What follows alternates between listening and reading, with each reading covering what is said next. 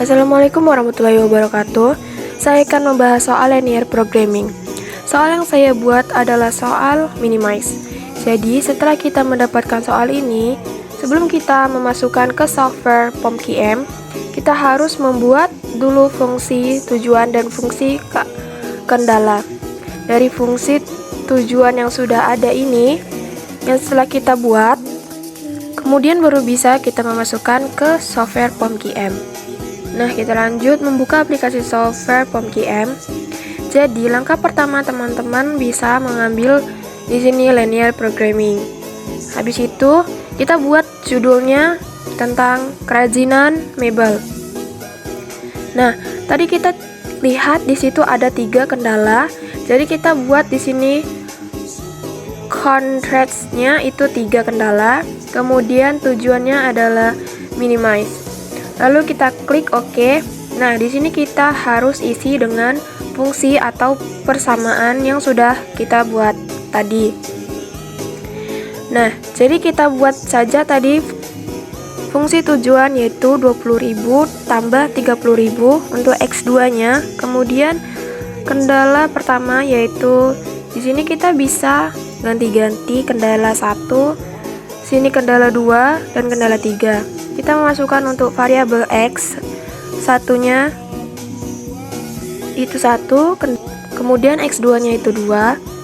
Dan di sini kita bisa ganti-ganti jika sama dengan atau kecil sama dengan atau besar sama dengan.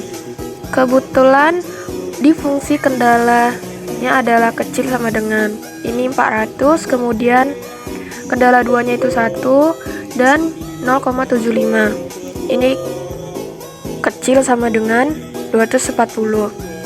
Kemudian untuk kendala 3 yaitu ini 0 dan ini 1, kecil sama dengan 180.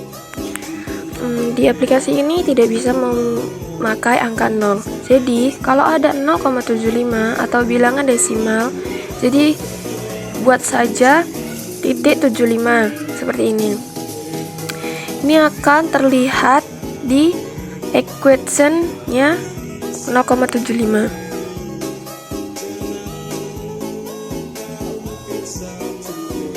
Selanjutnya kita klik solve. Ini akan keluar di solution. Di solution ini ada 6 windows. Jadi di Windows ini yang pertama itu tabel yang pertama linear programming resource. Dari tabel yang pertama diperoleh solution optimal untuk X1 itu kita harus memproduksi 144 unit dan X2 126 unit. Jadi dalam produksi kita sebesar ini kita akan memperoleh keuntungan sebesar 6.720.000. Pada tabel ranging ini terdapat lower bound dan upper bound yang berguna untuk analisis saintifikasi. Ada kendala 1, kendala 2, dan kendala 3, yaitu proses pemotongan dan penghalusan. Kita memiliki batasan yaitu 400 jam.